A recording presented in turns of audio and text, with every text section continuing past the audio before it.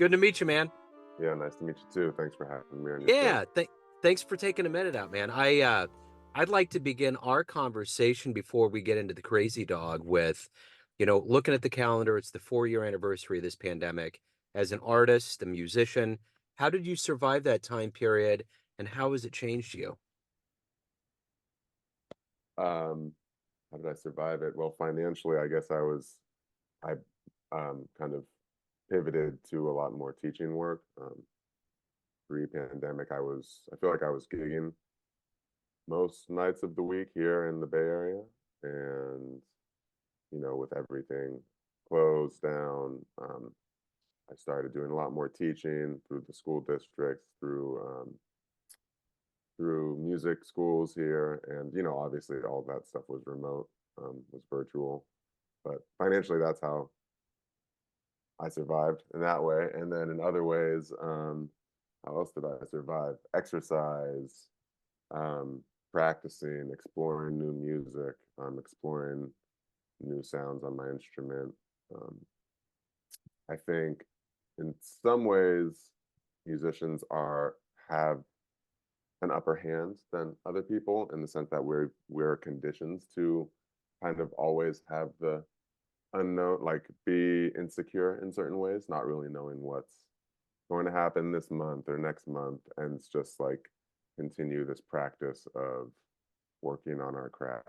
Um, so that was something I think that helped me get through that early part of the pandemic.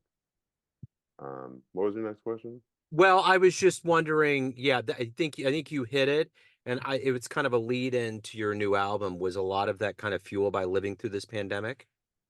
I think I think my previous album, Melodies in Silence, was more relevant to that kind of isolation period, because that was the first project I have done remote. So I was working with musicians in other parts of the country. Um, so for me, that was more of that um, kind of concept or mindset about that music. This most recent album, The Crazy Dog, I had wanted to write for voice. I had this instrumentation in mind, just sonically speaking, with vibes, flute, voice, electric bass, that kind of somewhat of a more like chamber like ensemble. And not ever having written lyrics before and not being the best with words, I was a bit, I was listening to other projects and other artists who have vocal music, other singers, and hearing where they're deriving their lyrics from if they weren't writing them themselves.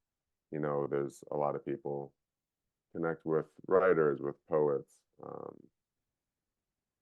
and my father was a writer and he wrote tons. He wrote fiction, he wrote short stories, and a big project he had been working on since I can remember was just documenting his parents' lives.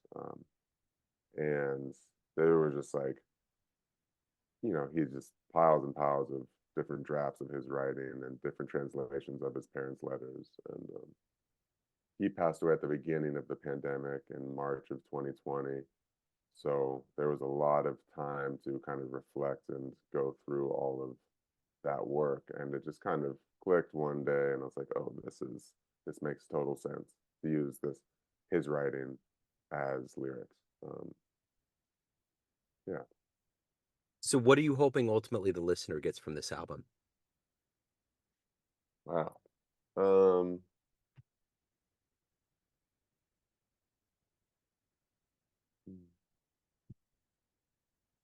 well, something that I had, it wasn't intentional when I was composing this music, but it started to become something more in the foreground, was trying to have this um, music be a little bit um,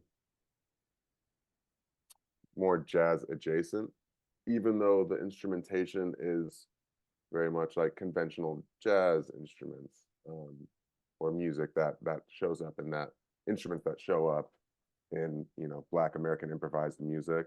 I was thinking of it more of like a songwriter approach to um, the music, and I guess it can come off to the listener as what we call jazz, um, but it's very much through composed. Um, so I try to have that twist on it, having it just, I mean, I think that's the whole catch 22 of using that word jazz, because historically any artist who gets categorized under that, the whole point is to push boundaries and to break genres and labels. And for me, this is something that I've always considered, because I'm influenced by so many different styles of music, and I don't want it to be just kind of staying in one vein. There's elements of improvisation, there's elements of through composition, there's words, there's different grooves, there's different time signatures, there's different harmony. So that's something I think I want to reach out like maybe a wider audience. And then for me, I guess it was important because my father never lived to see any of his work published. My mom did end up self self publishing his memoir, because he had been working on a memoir of his family's life. So that was something that she did publish after his death. Um, but again, I think that was like, I felt so determined to share his voice and his stories and his work. And this is a way that I think I can do that through my own medium, right? My own art. Yeah. Absolutely. Yeah. So talk to me a little bit about how this journey into the music began for you. Who were some early influences? How did all of this take off? Um, I think just being here in the Bay Area, I was raised in Berkeley, and the community, the when I was growing up, I had a lot of um, musicians and music and art around me in my community, and a lot of friends were playing music. My mentors were living here, and they were very significant in my life when I was younger, and just following them around and sneaking into clubs, and just experiencing that lifestyle of a musician at a very young age, I think really um, kind of got that fire going in me to pursue this, and felt very natural and comfortable, and also challenging. But that, and then the music program at Berkeley High School has always been kind of revered as a historically, strong incubator for musicians. So attending Berkeley High was another step for me in that direction of becoming more serious about this art. But yeah, a lot of just the community and the clubs that were around when I was younger, and my teachers, my mentors, and developing relationships with all of them. So what was the first live jazz show that you ever saw that really blew you away, made a really deep impression on you? Um, wow. I don't know about the first. Um, Or one of the seminal early ones? yeah, yeah, no, no, I'm trying to think about that. I mean, honestly, it's like this music, this art form is hard to digest. And I do remember, embarrassingly enough, like being a teenager and seeing shows, and it's just kind of like not really not getting it, and being like, oh, am I supposed to get, like, really, really trying to engage, even though didn't know what was going on or anything. And so probably the more impactful um,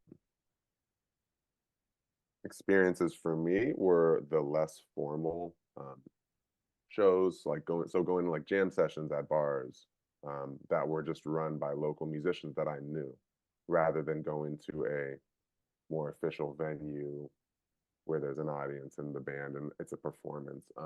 For me, that was always a little harder to.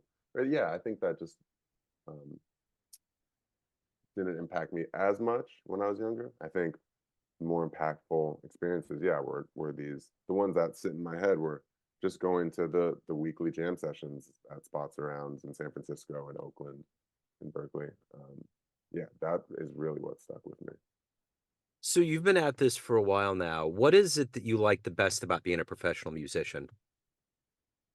Mm, being a professional musician. I guess in some ways I'm in control of what I what I produce, or I mean I am in control of that. I feel um, very proud. I'm very proud of representing an art form and or being not representing, but I guess being a part of a lineage, specifically here in the Bay Area, where there's been so much change and so much displacement with art and artists and that community. That's something I really, really cherish. Um, that I have a hard time with. So I'm super, super proud about that. And yeah, just trying to carry on um, producing music, I think is super important. I think, in today's world, it's a lot of people have difficulty um, using their ears, listening orally. There's so much stimulation in the information age. We need visualization, content, all of this and that. And for me, just trying to produce quality music that I like, music that I, think is strong and that also is relevant to today's world. That is something I really am feeling importance towards. So this art form that we call jazz, why do you love it?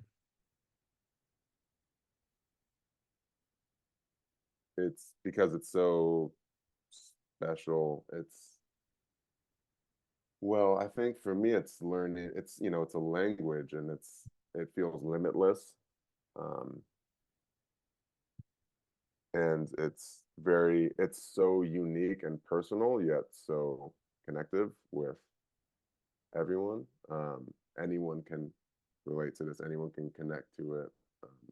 But yet, it's such a personal form of expression, and it's so otherworldly. It just takes me. I feel like I can not as like a distraction or escapism, but um, I can express I can express things musically that I can't do with words, and that is super important to me. And then just the history of Black American music and understanding um, the lived experiences of the pioneers who started inventing improvisation and studying that and seeing how brilliant it is and ahead of its time it was and still is. If you listen to Charlie Parker play over Cherokee from 1942, which is almost 100 years old, it's the most modern saxophone playing that exists to this day in some ways. So it's timeless and it's so personal and brilliant and um, expressive and creative. So as the creator of this music, everyone has a perception of you, family, friends, fans, but you run the show. What is your perception of you? Who do you think you are? Wow, I try not to think about that. I guess though I do think about that because that's something, more and more I'm feeling driven to keep producing my own music rather than like these days I'm really less interested. As much as I love the standard repertoire, um and so and improvising over that and playing tunes. I love that so much, and I love studying it. Um, trying to, I think composition is the ultimate end goal as an artist, right? That's our voice. So, and making it relevant again, right, to 2024, to my life. And so for me, it's getting to know myself better and where I fit in and how I've been influenced by different types of music, but then how I can make it come out in my own genuine voice. If that makes sense. Yeah, no, totally, totally. So the Crazy Dog is the latest album. If anyone wants to pick it up proper or want to see you live, where's the best place for them to go to do that? You can purchase the music on my Bandcamp page. I have CDs, or you can buy digital downloads. And I typically am good about listing my shows on my website, RaffiGarabedianmusic.com.